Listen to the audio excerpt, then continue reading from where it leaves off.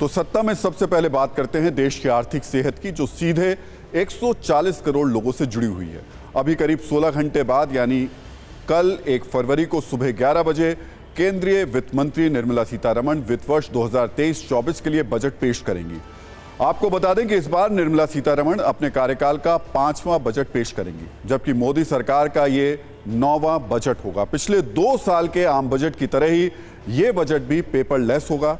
फिलहाल हर किसी के दिमाग में एक ही सवाल है कि कल का बजट कैसा होगा। इस बार के बजट में आम लोगों को क्या मिलेगा, आपकी जेब पर इसका क्या असर पड़ेगा, क्या आपके लिए अगला वित्त वर्ष अच्छे दिन लेकर आने वाला है। ये सवाल और भी अहम तब हो जाते हैं जब दुनिया भर में मंदी की आहट है। टीवी 9 भारतवर्ष के संवाददाता पीयूष पांडे ने हमें कल पेश होने वाले बजट की एक्सक्लूसिव जानकारी दी है, जो हम आपके साथ शेयर करने वाले हैं।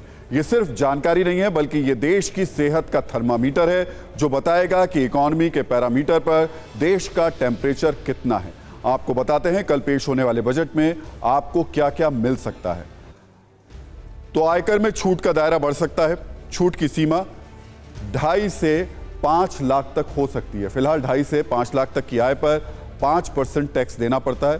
पिछले 9 साल से आयकर में छूट का दायरा स्थिर है, यानी इसमें कोई बदलाव नहीं हुआ है। होम लोन वालों को फायदा मिल सकता है। होम लोन इंटरेस्ट रिबेट को 3 लाख तक किया जा सकता है।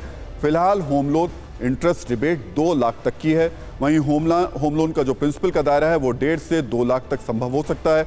आपको बता दें कि पिछले 7 महीनों में होम लोन पर ब्याज दरें 2% बढ़ी हैं, जिससे आम लोगों पर EMI का बोझ भी बढ़ा है। किसानों के लिए क्या है, ये भी आपको बता देते हैं। प्रधानमंत्री किसान सम्मान निधि से जुड़े किसानों को फायदा मिल सकता है। 4 किस्तों में 8,000 सालाना दिया जा सकता है। ये अब तक 3 किस्तों में 6,000 सालाना दिया जाता रहा है। PM किसान सम्मान निधि से 11 करोड़ लोग जुड़े हुए हैं। केंद्रीय कर्मचारियों को तोहफा मिल सकता है। HBA में एडवांस राशि 30 लाख तक मिल सकती है। फिलहाल ये राशि 25 लाख है। दरअसल सरकार अपने कर्मचारियों को एडवांस HBA देती है। HBA पर ब्याज दर 7.1% से बढ़कर 7.5% की जा सकती है। मनरेगा योजना में आवंटन बढ़ सकता है। 100 दिन गारंटी योजना में आवंटन बढ़ सकता है। पिछले वित्त वर्ष में 25.5% की कटौती की गई थी। कोरोना महामारी की वजह से यह कटौती की गई थी। महिलाओं को तोहफा मिल सकता है। महिला कारोबारियों से जुड़े प्रोजेक्ट्स में बजट आवंटन में इजाफा हो सकता है। बजट में आपको हाइड्रोजन ट्रेन का तोहफा भी मिल सकता है। देश भर में 35 ट्रेनें चलाने का ऐलान किया जा सकता है। 400 वंदे भारत, 4,000 नए ऑटोमोबाइल करियर कोच, 58,000 वैगन ट्रेनों का तोहफा भी मिल सकता है। रेलवे के लिए 1.9 लाख करोड़ रुपए का आवंटन मुमकिन है। वरिष्ठ नागरिकों को टिकट किराए में छूट मुहैया दोबारा से कराई जा सकती है। वैसे बजट कैसा रहेगा, यानी आने वाले साल में देश की सेहत कैसी रहने वाली है, इसकी एक झलक आज आर्थिक सर्वेक्षण में देखने को मिली। आज राष्ट्रपति द्रौपदी मुर्मू के संबोधन के बाद वित्त मंत्री निर्मला सीतारमण ने आर्थिक सर्वेक्षण संसद में पेश किया। इसे आप अर्थव्यवस्था के हेल्थ चेकअप की रिपोर्ट भी कह सकते हैं। इसके आधार पर यह तय होता है कि हमें आने वाले साल में किस तरह खर्च करना है, बचत कितनी करनी है, कैसे इकोनॉमी को चलाना है। आर्थिक सर्वे के 2 पार्ट होते हैं। पहले यह बताया जाता है जिसमें कि देश की अर्थव्यवस्था कैसा परफॉर्म कर रही है। दूसरे में गरीबी, सामाजिक सुरक्षा, स्वास्थ्य और शिक्षा, ग्रामीण और शहरी विकास जैसे पैमानों की डिटेल होती है। आपको कुछ पॉइंट्स की मदद से समझाते हैं आर्थिक सर्वेक्षण में क्या क्या कहा गया है। सबसे बड़ी बात जो इस बार के सर्वे में कही गई है कि 2022-23 में भारत की GDP यानी विकास दर 7% रही और 2023-24 में भारत की GDP विकास दर 6 से 6.8% तक रहने की संभावना है। पिछले 3 साल में यह भारत की सबसे कम विकास दर है, लेकिन इसके बावजूद भारत दुनिया की सबसे तेजी से बढ़ती अर्थव्यवस्था बना रहेगा। आर्थिक सर्वे में कहा गया है कि रूस यूक्रेन के संघर्ष ने देश पर महंगाई का दबाव बढ़ा दिया है। कोविड के बाद से अर्थव्यवस्था ने जोरदार वापसी की और अब आर्थिक रिकवरी पूरी हो गई है। आर्थिक सर्वे में यह उम्मीद जताई गई है कि भविष्य में महंगाई बहुत अधिक चिंताजनक नहीं होगी। क्रय शक्ति यानी खरीदने की शक्ति से जुड़े PPP के आधार पर भारत दुनिया की तीसरी बड़ी इकोनॉमी है। रुपए के दामों में हो रहे उतार चढ़ाव को मैनेज करने के लिए देश के पास पर्याप्त रिजर्व है। देश का बजट कैसा होगा, इस पर प्रधानमंत्री नरेंद्र मोदी ने संकेत दे दिए। आज बजट सत्र शुरू होने से पहले प्रधानमंत्री मोदी ने कहा कि भारत की अर्थव्यवस्था के लिए दुनिया से सकारात्मक संदेश हैं। भारत के बजट पर पूरी दुनिया का ध्यान है। ये बजट आम लोगों की उम्मीदों को पूरा करेगा। भारतीय जनता पार्टी के नेतृत्व में एनडीए सरकार, उसका एक ही मकसद रहा है, एक ही मोटो रहा है, एक ही लक्ष्य रहा है और हमारी कार्य संस्कृति के केंद्र बिंदु में भी एक ही विचार रहा है, इंडिया फर्स्ट, सिटीजन फर्स्ट। सबसे पहले देश, सबसे पहले देशवासी, उसी भावना को आगे बढ़ाते हुए ये बजट सत्र में भी तकरार भी रहेगी, लेकिन तकरीर भी तो होनी चाहिए। तो भारत की अर्थव्यवस्था को लेकर अच्छे संकेत ग्लोबल मंच पर देखने को भी मिले, जो चीन और अमेरिका से भी बेहतर हैं। आपको बताते हैं कि अंतर्राष्ट्रीय मुद्रा कोष की तरफ से क्या अनुमान जताया गया है। साल 2023 में भारत में आर्थिक विकास दर की जो अनुमान बताया गया है वो भी हम आपको बता देते हैं, और ये अच्छे संकेत हैं, अच्छी खबर है। और देखते चलिएगा, बड़े बड़े देश हमसे बहुत नीचे हैं।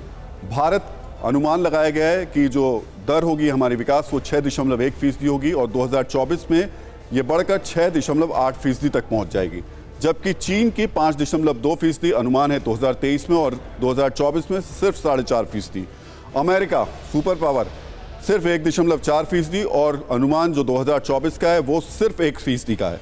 इसी तरीके से जापान 1.8% और 2024 में और भी स्थिति खराब होगी 0.9% तक, और ब्रिटेन माइनस में चल रहा है, देख लीजिए, -0.6% 2023 में, और 2024 में कुछ बेहतर उम्मीद हो सकती है, 0.9% पर ही जा सकती है। कुल मिलाकर इस चार्ट को जरा गौर से देख लीजिएगा। सबसे ऊपर अगर स्थिति किसी की भी मजबूत है तो वो भारत की है। बजट में वैसे तो उम्मीद हर किसी को है, लेकिन सबसे ज्यादा आस जिसको रहती है वो है सैलरीड क्लास। सबसे बड़ा सवाल भी यही रहता है कि क्या इनकम टैक्स की छूट का दायरा बढ़ने वाला है।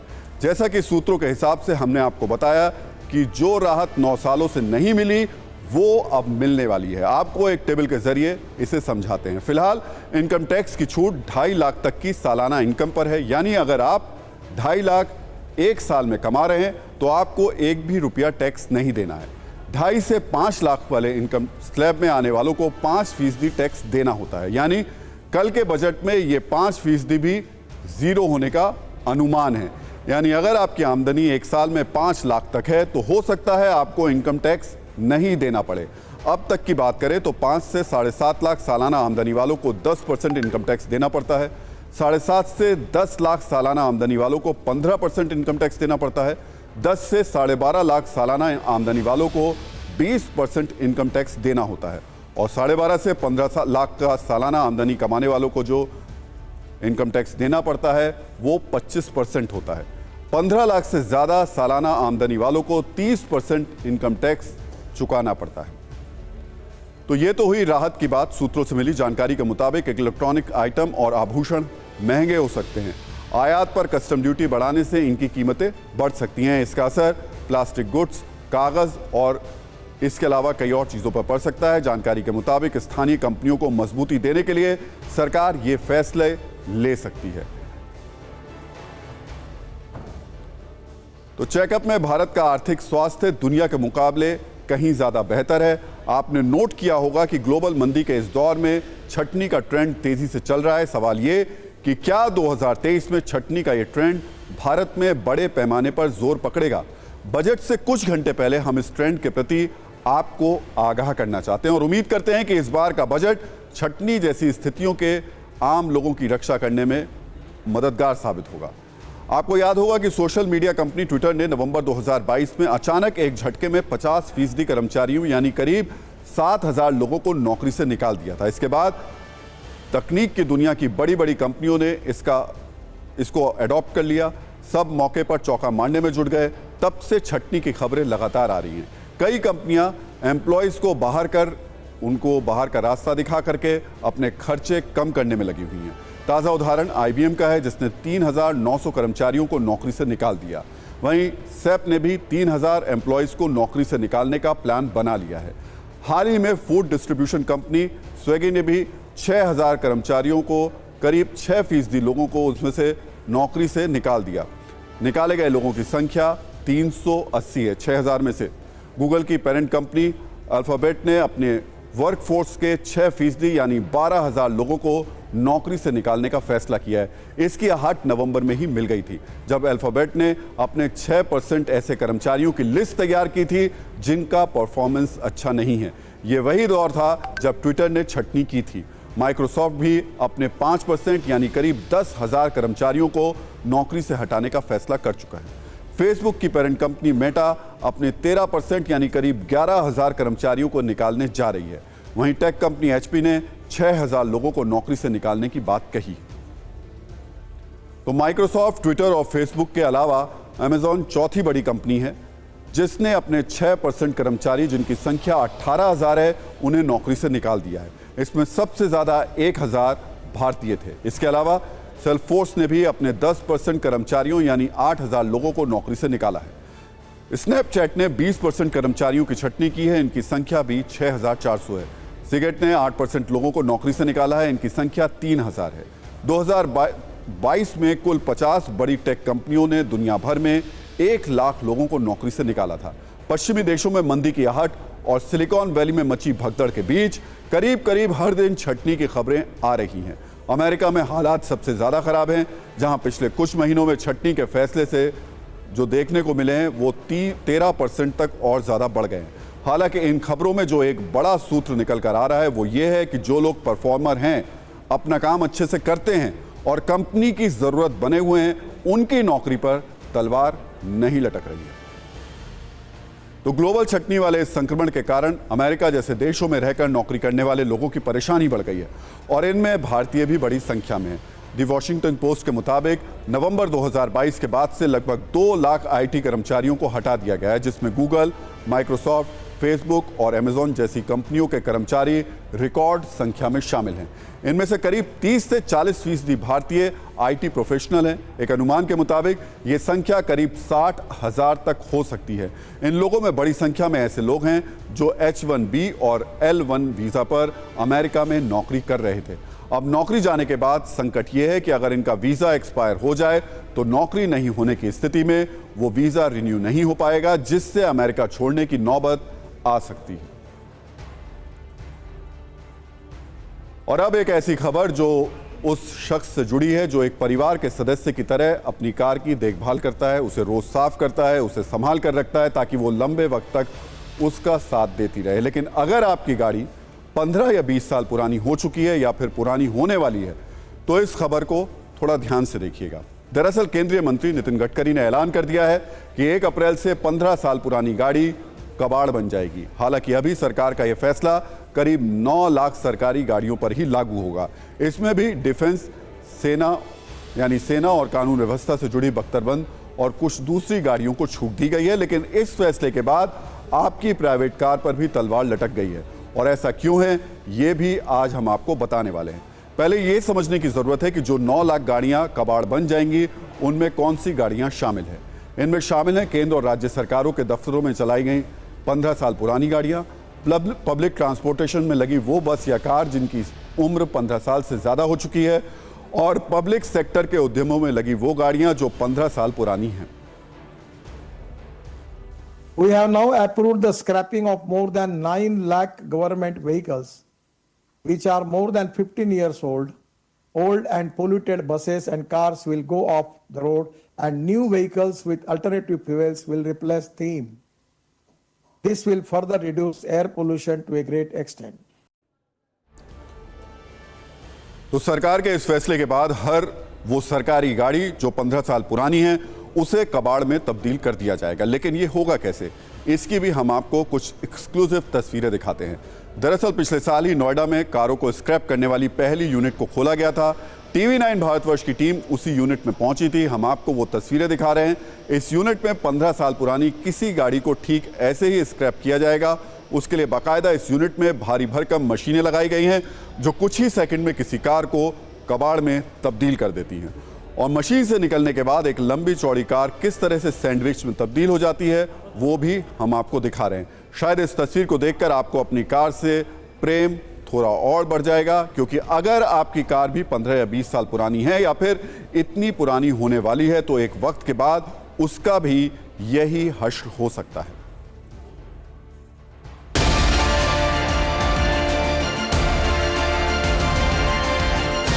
नोएडा में मारुति सुजुकी और टोयोटा के जॉइंट वेंचर का ये स्क्रैपिंग यूनिट है और आप देख सकते हैं बहुत सारी गाड़ियां यहाँ पर लगी हुई हैं। ये सभी पुरानी गाड़ियां हैं। 15 से 20 साल पुरानी गाड़ियों को यहाँ पर लाया जाता है और बहुत ही चरणबद्ध तरीके से इनको यहाँ पर स्क्रैप किया जाता है।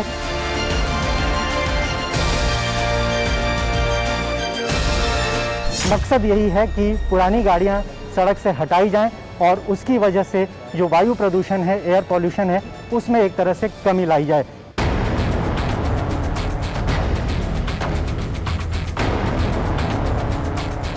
जो नियम है ये कोर्ट का है और एनसीआर के लिए वैलिड है। बाकी सारे इंडिया में सिर्फ जिस टाइम कस्टमर फील करे कि अब वो स्क्रैप करने लायक हो गई है उस टाइम वो उसको एंड ऑफ लाइफ डिक्लेयर कर दिया जाता है।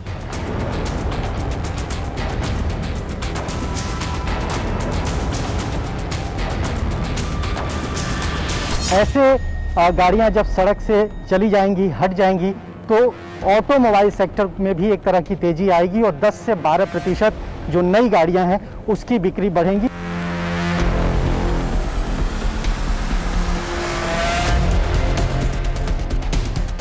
स्क्रैपिंग के लिए एक बहुत साइंटिफिक प्रोसेस है। पहले गैसेस निकाल लेते हैं, एयर बैग डिटोनेट कर देते हैं, और जितने liquids, coolants, oils, fuel etcetera है वो सारा निकाल लेते हैं। उसके बाद उसके अलग अलग element, plastic, engine block correct disposal करके रिसाइकिल कर देते हैं। कई तरीके से इसका बहुत फ़ायदा है। एयर, वाटर, लैंड तीनों पे जो इम्पैक्ट आता है, एंड इसमें ई वेस्ट जाता है, ऑयल जाता है, गैसेस जाती हैं, इन सब का इम्पैक्ट ऑन दी एनवायरनमेंट, जिसके ये 3 कंपाउंड हैं, एयर, वाटर, लैंड, सारा प्रिवेंट होगा।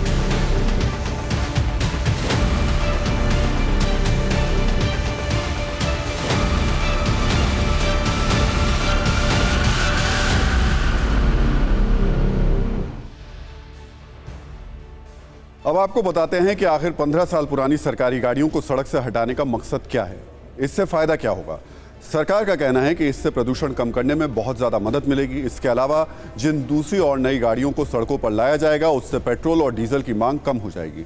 सरकार के इस फैसले से न सिर्फ ऑटोमोबाइल सेक्टर को बूस्टर डोज मिलेगी बल्कि भारत की अर्थव्यवस्था को भी इससे बड़ा फायदा होने की उम्मीद है। इसके अलावा माना जा रहा है कि पुरानी गाड़ियों के हटने से सड़क दुर्घटनाओं में भी कमी आएगी, क्योंकि नई गाड़ियों के आने से सुरक्षा में भी इजाफा हो जाएगा।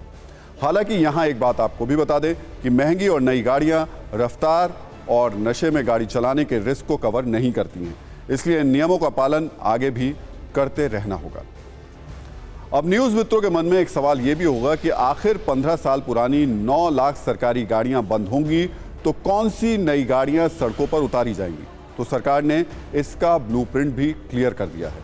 इसमें शामिल है फ्यूल से एथनॉल और मेथनॉल मिलाकर के चलने वाली गाड़ियां, बायो सीएनजी गाड़ियां, बायो एलएनजी गाड़ियां, लिक्विफाइड नेचुरल गैस जिनको कहते हैं उससे चलने वाली गाड़ियां, और इलेक्ट्रिक गाड़ियां। यानी सरकार का फोकस प्रदूषण कम करने पर है, क्योंकि जिन नई गाड़ियों को लाने की तैयारी है वो पॉल्यूशन फ्री होंगी। लेकिन पुरानी गाड़ियों को कैसे स्क्रैप किया जाएगा, इस पर हमने आपके लिए एक रील तैयार की है और हमने वो रील आपको दिखाई भी थी कि किस तरीके से होगा।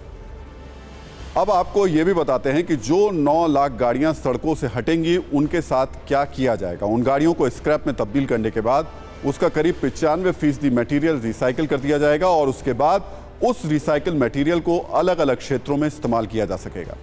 दरअसल सरकार इस प्लान पर लंबे वक्त से काम कर रही थी। इस पर सरकार की ओर से बाकायदा एक व्हीकल स्क्रैपेज पॉलिसी भी तैयार की गई थी। इस पॉलिसी का ऐलान केंद्रीय बजट 2021-22 में किया गया था, जिसके मुताबिक प्राइवेट गाड़ियों के लिए 20 साल बाद फिटनेस टेस्ट कराना जरूरी है, जबकि कॉमर्शियल वाहनों के लिए 15 साल के बाद फिटनेस टेस्ट जरूरी किया गया है। फिटनेस टेस्ट में फेल होने पर कोई भी गाड़ी कबाड़ बन जाएगी और उसका रजिस्ट्रेशन नहीं किया जाएगा। इसके बाद गाड़ी को स्क्रैप में देना होगा और पुरानी गाड़ी के बदले कार के मालिक को एक डिपॉजिट सर्टिफिकेट मिलेगा। पुरानी गाड़ियों को स्क्रैप करने के बाद जब कोई नई गाड़ी खरीदेगा तो उस पर कई फायदे मिलेंगे, जैसे रोड टैक्स पर 25% तक की सरकारी छूट का प्रावधान है। साथ ही नई गाड़ियों पर लगने वाले रजिस्ट्रेशन टैक्स पर भी राहत दी जाएगी। लेकिन रजिस्ट्रेशन होने के बाद भी अगर कोई पुरानी गाड़ी चलाता है तो उसके लिए सजा का प्रावधान भी किया गया है। अब एक नया सवाल ये कि 1 अप्रैल से 15 साल पुरानी 9 लाख सरकारी गाड़ियां बंद होंगी, लेकिन आपकी गाड़ी का क्या होगा? प्राइवेट गाड़ियों पर इस फैसले का कितना असर होगा वो भी देख लीजिए। दरअसल सरकार ने अभी जो ऐलान किया है वो फिलहाल सरकारी गाड़ियों के लिए ही है, लेकिन स्क्रैपेज पॉलिसी में प्राइवेट गाड़ियों के लिए भी नियम है। स्क्रैपेज पॉलिसी में प्राइवेट गाड़ियों का 20 साल बाद फिटनेस टेस्ट जरूरी होता है। हालांकि स्वेच्छा से भी आप अभी भी अपनी पुरानी गाड़ी को स्क्रैप में दे सकते हैं।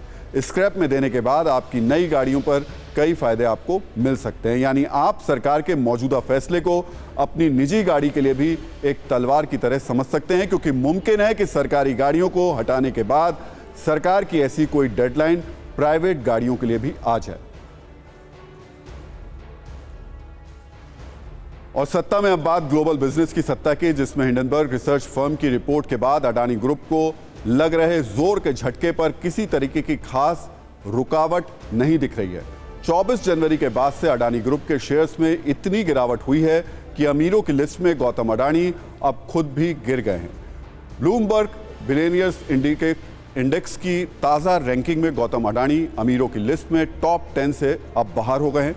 अडानी अब किस नंबर पर हैं ये आपको बताएं, उससे पहले ये समझिए कि आखिर वो कौन है जिसकी वजह से अडानी ग्रुप को तमाम उतार चढ़ाव के बाद भी एक हफ्ते में 3 लाख करोड़ का नुकसान हो गया। और आखिर अडानी ग्रुप से इस व्यक्ति का झगड़ा क्या है? अडानी ग्रुप को झटका देने वाले शख्स का नाम है नेथन एंडरसन। नेथन एंडरसन ने 2017 में हिंडनबर्ग की स्थापना की थी। Hindenburg share market, equity, credit पर रिसर्च करती है। अडानी ग्रुप पर निशाना लगाने से पहले हिंडनबर्ग कई कंपनियों को कंगाल कर चुकी है। हिंडनबर्ग अब तक 10 से ज़्यादा बड़ी कंपनियों पर खुलासा कर चुकी है। हिंडनबर्ग ने जिन कंपनियों पर खुलासा किया उनमें से कुछ के शेयर 80% तक गिरे हैं। न्यूयॉर्क के फाइनेंशियल सर्कल में नेथन एंडरसन का दबदबा है और इसी व्यक्ति ने अडानी ग्रुप पर अपनी रिसर्च करके निशाना लगाया है। हालांकि अडानी ग्रुप ने जो स्टेटमेंट दिए हैं उसके अनुसार ये रिसर्च नहीं, झूठ है और भ्रम फैलाने वाला एजेंडा है।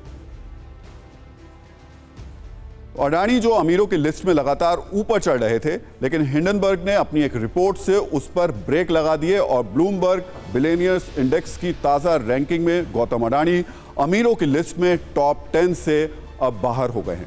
ब्लूमबर्ग के मुताबिक गौतम अडानी की संपत्ति अब कम होकर 84.4 अरब डॉलर रह गई है और वो अमीरों की लिस्ट में 11वें नंबर पर पहुंच गए हैं। हिंडनबर्ग की रिपोर्ट से पहले गौतम अडानी दुनिया में चौथे सबसे रईस व्यक्ति थे, लेकिन 7 दिनों में उनकी रैंकिंग में 7 पायदान की गिरावट हुई और अब वो 11वें नंबर पर हैं। एक और अडानी ग्रुप पर लगे आरोप हैं तो दूसरी ओर गिरते शेयर्स को संभालने के लिए अडानी ग्रुप के अथक प्रयास भी हैं, जिसका आज थोड़ा असर भी देखने को मिला। अडानी ग्रुप की कंपनियों ने डैमेज कंट्रोल किया है। 9 बड़ी कंपनियों में से 6 कंपनियों के शेयर बढ़े हैं, 3 कंपनियों के शेयर में गिरावट जारी है, लेकिन 6 कंपनियों के शेयर चढ़ना अडानी ग्रुप के लिए राहत की बात है। अडानी ग्रुप के लिए राहत की खबर यह भी है कि उसका 20,000 करोड़ रुपए का फॉलो ऑन पब्लिक ऑफर यानी FPO आज तीसरे और आखिरी दिन 100% सब्सक्राइब हो चुका है, यानी बिक चुका है। हालांकि शुरुआती 2 दिनों में इस FPO को केवल 3% सब्सक्रिप्शन ही मिले थे। हिंडनबर्ग खुलासे के बाद इसे लेकर ठंडा रिस्पांस मिलने की आशंका थी। अडानी ग्रुप ने आरोप भी लगाया था कि FPO को नुकसान पहुंचाने के लिए ही हिंडनबर्ग ने यह रिपोर्ट जारी की है, लेकिन तीसरे दिन इस FPO को जबरदस्त तरीके से बूस्टर देखने को मिला। अडानी ग्रुप के निवेश को लेकर आज life insurance company of India ने एक बयान जारी किया। LIC ने कहा कि पिछले कई वर्षों में LIC ने अडानी ग्रुप की कंपनी के 30,127 करोड़ रुपए के शेयर्स खरीदे हैं, जिनकी मार्केट वैल्यू 27 जनवरी 2023 के क्लोजिंग प्राइस के आधार पर 56,142 करोड़ रुपए है। LIC ने यह भी दावा किया कि शेयरों में उसके कुल निवेश का मात्र 0.975% ही अडानी ग्रुप के शेयरों में लगा हुआ है। यानी LIC का अडानी ग्रुप में 1% से भी कम निवेश है और वो अडानी ग्रुप में किए गए निवेश से करीब 26,000 करोड़ रुपए के मुनाफे में है। LIC ने अपने बयान में यह भी कहा कि वो अडानी ग्रुप के डेब्ट सिक्योरिटीज का क्रेडिट रैंकिंग AA से ज़्यादा है और ये सारे निवेश IRDAI के गाइडलाइंस के मुताबिक ही हैं। इन बातों के अलावा अडानी ग्रुप के CFO जोगिंदर सिंह का भी एक बयान बहुत चर्चा में है, जिसमें उन्होंने अडानी ग्रुप पर हिंडनबर्ग की रिपोर्ट को भारत की अखंडता पर हमला बताया और अडानी ग्रुप के शेयरों को बेचने वाले भारतीय निवेशकों की तुलना जलियांवाला बाग से कर दी। उन्होंने कहा कि मैं इतिहास का छात्र रहा हूं और पंजाब से आता हूं। ये माहौल मुझे हैरान नहीं करता। जलियांवाला बाग में केवल एक अंग्रेज ने आदेश दिया और भारतीयों ने ही दूसरे भारतीयों पर गोली चला दी। यही वजह है कि मुझे इस माहौल पर हैरानी नहीं हुई है। कुल मिलाकर ये लड़ाई अभी लंबी चलेगी। FPO के आंकड़े और शेयर बाजार में अडानी ग्रुप के शेयरों की स्थिति देखकर ये पता चलता है कि अडानी ग्रुप शेयरों की रिकवरी के लिए पूरा जोर लगा रहा है। अभी इस मामले में कई घुमावदार मोड़ आने लेकिन बाकी है। और अगली खबर ये कि एक और अयोध्या में शिलाएं पहुंच रही हैं तो दूसरी ओर रामचरितमानस के अपमान करने की राजनीति अब अपने न्यूनतम स्तर पर पहुंच रही है। रामचरितमानस पर समाजवादी पार्टी के नेता स्वामी प्रसाद मौर्य के आपत्तिजनक बयान और समाजवादी पार्टी अध्यक्ष अखिलेश यादव के खुद को शूद्र कहने के बाद अब ये पार्टी राजनीतिक लाभ लेने की कोशिश में लग गई है।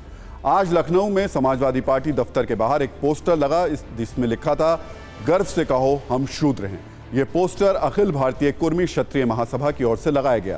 पोस्टर पर संगठन के राष्ट्रीय महासचिव डॉक्टर शूद्र उत्तम प्रकाश सिंह पटेल का भी नाम लिखा गया। पोस्टर में 6,743 जातियां बनाम शूद्र समाज का आंकड़ा भी लिखा हुआ है। समाजवादी पार्टी इस पोस्टर को लेकर काफी एक्टिव और आक्रामक है। लखनऊ में हो रही इस राजनीति पर यह छोटी सी रील आप देखिए और समझिए कि राजनीति में कैसे जातियों का इस्तेमाल होता है।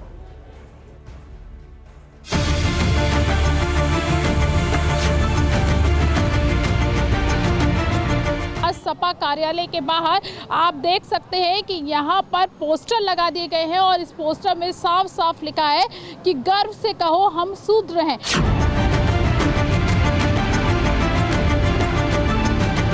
अखिलेश यादव जी की मति को भगवान ने एक तरह से उनको जब जिसका होता कहते विनाश काले विपरीत बुद्धि, तो उनकी बुद्धि को मतलब जब खराब समय आता है, सपा समाप्तवादी पार्टी बनने जा रही है, तब इस प्रकार के विषयों को वह हवा देने का काम कर रहे हैं।